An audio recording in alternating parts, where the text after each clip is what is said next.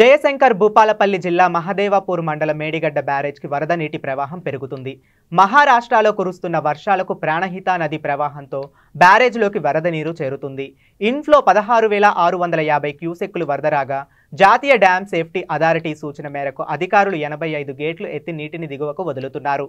ఆప్స్ట్రామ్లో 7వ బ్లాక్లో నిర్మించిన కాపర్ డ్యామ్ తొలగింపు పనులు నిన్న రాత్రి నుండి ప్రారంభం అయ్యాయని ఇరిగేషన్ అధికారులు తెలిపారు.